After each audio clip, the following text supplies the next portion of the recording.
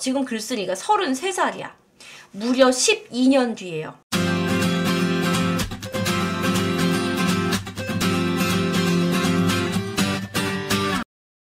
안녕하세요. 네이트판 읽어드리는 이하나입니다. 뒤통수 치더니 10년 만에 연락 온 친구라는 제목인데요. 이게 약간 드라마 같은 글인데 실화겠구나 라는 생각이 듭니다. 함께 하시죠. 안녕하세요. 게시판 특성에 맞진 않지만 이게 시친겨울 게시판에 올라왔거든. 시집, 친정, 결혼. 그만큼 파급력이 좋아서 이 글의 주인공도 볼 수 있을 거라 생각해서 써요. 근데 유튜브도 파급력 좋거든요. 유튜브 영상으로라도 이 글의 주인공 반드시 보기를 바랍니다. 뒤통수 친 너! 저는 올해 33이고요. 결혼했습니다. 아이는 이제 초등학교 6학년 올라가요. 와, 어린 나이에 임신해서 아이 낳고 결혼했지만 따뜻한 시부모님 그리고 시댁 식구들 한없이 자상한 남편 아주 풍족하진 않지만 남에게 아쉬울 정도는 하지 않을 정도의 경제력을 가지고 행복하게 잘 살고 있습니다. 이 이야기는 제가 임신을 알게 된 제 나이 21살 때예요. 중학교 때쯤 친해졌고 동네도 같아서 거의 매일 보던 이제는 남이 된 전 친구의 얘기인데요. 편의상 A예요. 저는 21살 1월에 임신 사실을 알게 됐어요. 항상 생리 주기가 규칙적이었는데 보름이 지나도 소식이 없어서 테스트해봤더니 임신이었습니다. 저는 학교를 다니던 중이었고 남자친구는 군대에 있었기 때문에 어떻게 해야 할까 정말 많이 무섭고 고민됐어요. 가족보다도 가깝게 여겼던 친구인지라 친구에게 털어놨고 친구는 제 생각대로 하라고 하더라고요. 그래서 지금의 남편, 당시에는 남자친구였던 이 사람에게 알렸고 통화를 한 바로 다음 날 지금의 시부모님을 만나게 됐습니다. 군대 가기 전에 한번 만나뵌 적이 있었는데 그냥 어려운 분들이었어요. 말씀도 별로 없으시고요. 저를 보더니 저희 집 어디냐고 물으시더라고요. 그래서 왜 그러시냐고 여쭤봤더니 결론이 어떻게 되든 일단 찾아뵙고 사과를 드려야겠다고 하셨습니다. 아들 둔 부모가 당연히 사과할 일이라고 하시면서요. 그렇게 저희 집으로 가서 여러분 이렇다니까 자식들이 사고치면 부모가 머리 숙이더라고요. 그래서 항상 어디 가서 잘해야 돼. 사실 아이를 만들었다는 게 잘못한 건 아닐 수도 있습니다만 지금 남자친구는 군대에 있고 여자친구는 21살 학생이니까 사실 좀 예정되지 않는 아기이긴 하죠. 그렇게 저희 집으로 가서 저희 부모님을 같이 만났는데 당연히 저희 부모님은 놀라서 제게 화를 내셨고 저희 부모님은 시부모님께 딸 자식 제대로 간수 못해서 죄송하다고 했어요. 그리고 시부모님은 애들 일이지만 애들이 판단하기 힘든 일이니까 본인 자식 예쁘게 봐주셔서 결혼시켰으면 한다고 하셨습니다. 양가 부모님께 마음을 아프게 해드려서 죄스러웠지만 신랑이 바로 휴가 나와서 상견례하고 집도 구하고 저녁 후에 결혼식을 하기로 하고 모든 준비는 다 했어요. 아무튼 그 친구에게 이러이러하게 됐다라고 전하니 많이 기뻐하더군요. 잘 됐다고요. 그 후로도 입덧하고 몸도 무거워지니까 자연스럽게 만나는 횟수는 줄었지만 거의 매일같이 연락하며 지냈습니다. 그리고 큰아이를 낳고 나서 친구들이 병원에 찾아와서 오랜만에 친구들 얼굴 보면서 이런저런 얘기를 나누는데 자 여기서부터가 진짜 반전입니다. 지금까지 해피엔딩이야. 21살에 아이를 낳았지만 뭔가 양쪽 부모님의 허락을 받아서 신혼집도 차리고 아이도 낳고 그런데 아이를 낳고 나서 병원으로 찾아온 친구들이 이렇게 얘기합니다. 야, 너 요새 A한테 연락 안 오지? 너 A한테 돈은 다 갚았어? 라고 하더라고요. 그래서 갑자기 무슨 돈 얘기냐고 물었더니 아이 낳고 결혼하게 됐으면 너 임신 핑계로 빌려간 돈 갚아야 되는 거 아니야? 라는 겁니다. 그래서 내가 언제 임신 핑계로 돈을 빌렸냐고 물었더니 2월 말쯤에 제가 임신을 했는데 잠깐만 이 친구가 지금 21살 1월에 임신 사실을 알게 됐어요. 임신 초기에. 그리고 나서 바로 허락을 받았는데 문제는 2월 말에 이 친구 A가 얘가 임신을 했는데 부모님한테 말하기 무섭고 아이도 못 나올 것 같아. 그래서 너무 힘들어하고 있으니까 얘 본인한테는 말하지 말고 내가 갚을 테니까 돈 좀 빌려줘 하면서 A가 돈을 빌려갔대요. 3명의 친구에게 빌려간 돈이 총 170만 원입니다. 정말 기가 막히고 머리가 핑하고 돌았습니다. 그래서 A에게 전화해서 물었더니 그런 적이 없다네요. 무슨 소리 하는 거냐며 되려 큰 소리치길래 병원에 있던 다른 친구가 전화를 받아서 야! 너가 그때 그랬잖아! 라고 했더니 전화를 끊었습니다. 나중에 알게 된 사실은 그렇게 해서 빌려간 후로 다 갚지도 않았대요. 제 주위에 친분이 두텁지 않았던 사람들은 다 제가 아이를 지우려고 돈을 빌려가고 잠수탄 애로 알고 있었어요. 자, 어렵네요 하시는데 설명해 드릴게요. 이 주인공 여자애가 21살 1월에 아기를 가졌어요.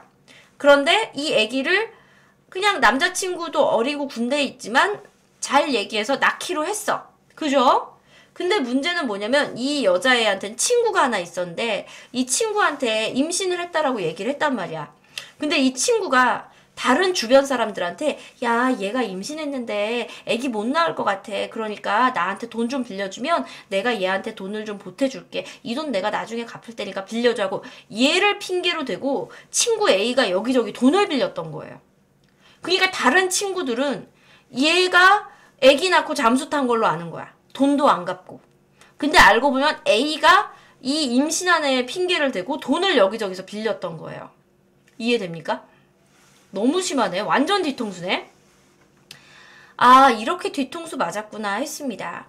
그 후로 어떻게 지내는지도 모르고 저에 대한 오해는 풀리고 저는 행복하게 잘 살고 있으니 그냥 잊어버리면서 살았어요. 그런데 오늘, 자, 오늘이면 지금 몇 년 뒤냐면 21살 때 그렇게 하고 잠수 탔잖아요. 지금 글쓴이가 33살이야. 무려 12년 뒤에요. 12년 만에 그 친구한테 연락이 왔어요. 잘 지내냐고, 그때 정말 미안했다고. 부모님 때문에 급하게 집에 돈이 들어가야 되는데 본인 집이 가난하다는 걸 말하는 게 자존심 상해서 제 핑계를 댔다고요. 그러면서 하는 말이 너는 우리 집 사정 잘 알잖아. 그러니까 돈 좀 빌려줘. 나 20만 원만 빌려줘. 같이 애 키우는 입장이니까 이해 좀 해줘. 나 아이 기저귀랑 분유 살 돈이 없어. 라고 하는 겁니다. 야, 뻔뻔하다. 12년 만에 연락 와서 돈 빌려달랍니다. 그래서 싫다고 단박에 거절했어요. 어떻게 연락처를 알게 됐는지 모르지만 한 번만 더 연락하면 그때를 끄집어내서 고소한다고 했습니다. 그랬더니 온갖 악담을 다 하고 그러니까 네가 그 나이에 임신하고 결혼했지! 라면서 전화를 끊더라고요. 와 진짜 나쁜 년. 열받아서 다시 전화 걸었더니 안 받고요.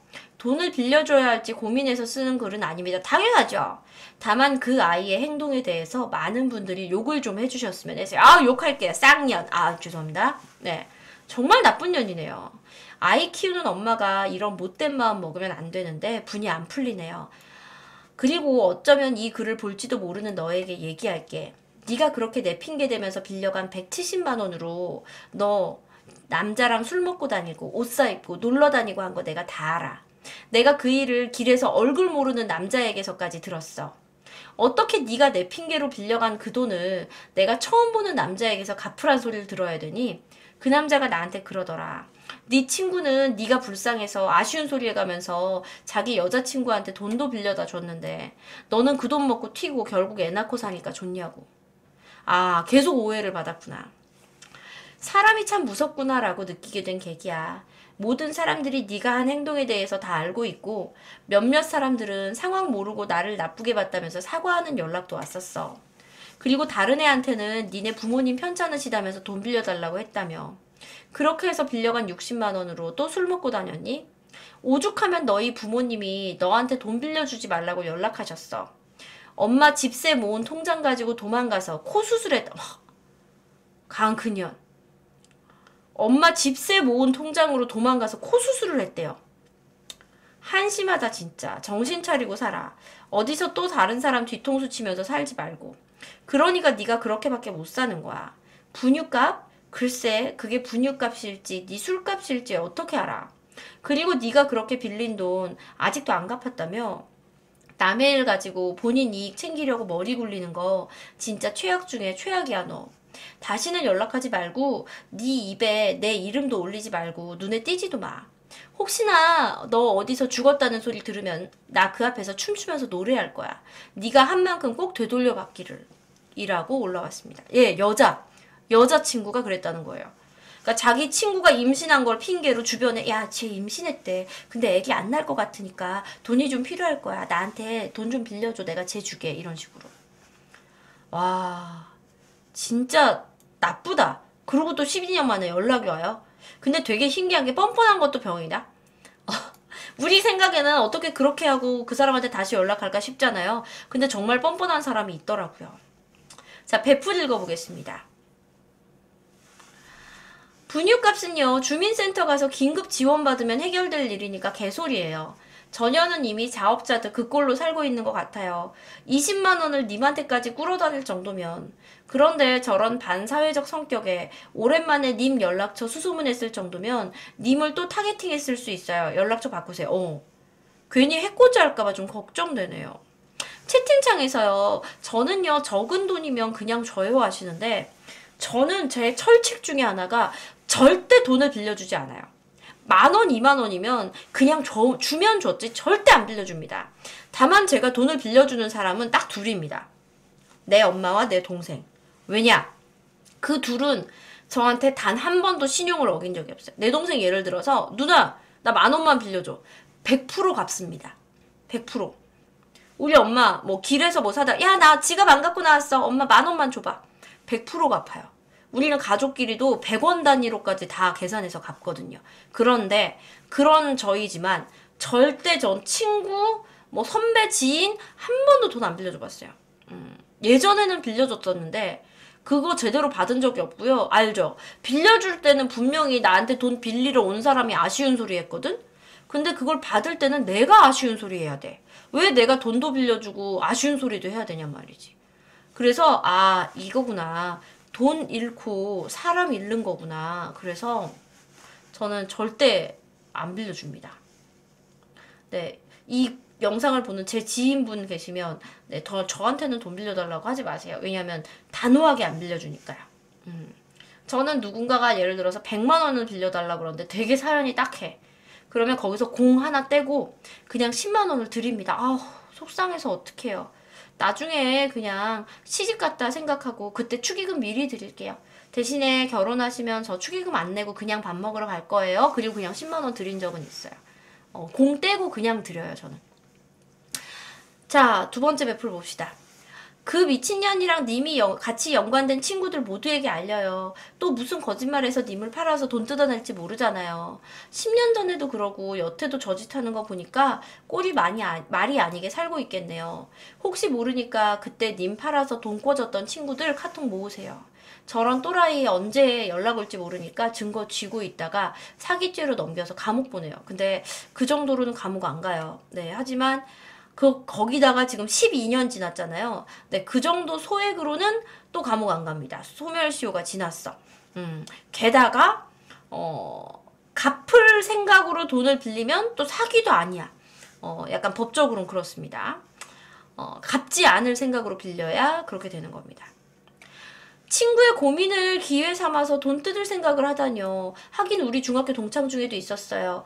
A의 아버지가 돌아가셨는데 당시에 갓 출산한 B가요. 조문을 못 가니까 C한테 30만 원을 보내고 대신 부조해달라고 한 거예요. 그런데 C가요. 20만 원을 떼먹고 10만 원만 부조를 한 거예요. 나중에 무슨 얘기를 하다가 B가 A한테 그때 못 가서 미안해. 그래도 C한테 부조금 30만 원 보냈어. 하니까 A가 응? 이상하네. 너무 고마웠어 하고 집에 가서 확인해 보니까 10만 원만 부조한 거더라고요. 그래서 셋 다 모인 자리에서 C한테 그때 어떻게 된 거냐 따져 물었더니 B가 출산한 지 얼마 안 돼서 돈 들어갈 때가 많을 텐데 너무 큰 돈을 보내줘서 자기가 일부러 10만 원만 부조했다고 개소리하는 겁니다. 그러면 20만 원 돌려줘야지 라고 했더니 그거 안 그래도 내가 애기 기저귀 사다 주려고 했어. 라고 했어요. 여차저차 돈 돌려받고 친구들 사이에 소문 싹 돌고 C는 잠수 탔어요. 잘 사니? 너 정말 희대의 미친년이었어. 와. 그래 부조금 중간에 떼먹는 사람도 은근히 있어. 그래서 저 같은 경우는 반드시 그 상대 친구한테 문자 보내요. 저는 최근에 어떤 적이 있었냐면 결혼식을 가야 되는데 눈이 너무 심하게 올겨울에 눈 미친 듯이 온 날이 있었잖아요. 그날 좀 제가 되게 아끼는 동생의 결혼식인데 도저히 못 가겠는 거예요. 차가 후진하려고 했더니 주르륵 미끄러져 버리더라고요. 그래서 안 되겠다 싶어서 축의금을 친구 편에 보냈어. 그런데 축의금이 없어진 겁니다.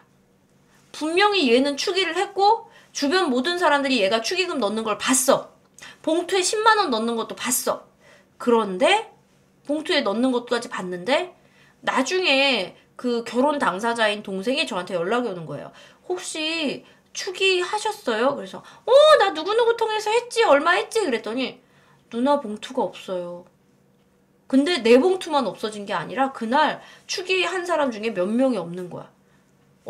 이거는 진짜 아닌 것 같더라고요. 그래서 진짜 우리나라 축의금 문화도 이거는 이제 송금이나 카카오페이로 해야 되는 거 아닌가 이런 생각했어요.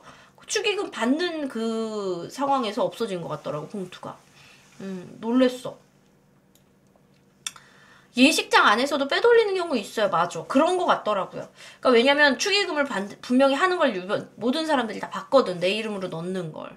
그러니까 이름도 근데 방명록에 이름을 안 썼대요. 근데 방명록에 이름도 안 쓰고 한 사람이 여러 명 거를 축의를 하니까 뭔가 빼돌린 게 아닐까 이런 생각을 해보게 되더라고요. 자, 예비 베풀 보겠습니다. 너를 엿먹인 사람하고 다시 예전 관계로 돌아가는 건 밖에 버린 쓰레기 봉투를 다시 집으로 들고 오는 것과 같다. 맞네. 나 엿먹인 사람은 쓰레기예요. 근데 그 쓰레기를 다시 주워 들을 필요는 없다고 생각합니다. 학교 다닐 때 허위사실 만들어 풀고 다니던 애 있었어요. 걔가 제 인생에서 제일 쓰레기였는데 님 글 보니까 더한 인간도 있어요. 신고 못한 게 한이네요. 근데 아이디 4개로 반대 누르나 하는데 아이디 반대를 누른 사람이 5명이 있어가지고 네. 왜 반대하는지. 자, 여러분 우리 오늘 명언을 하나 배웠습니다.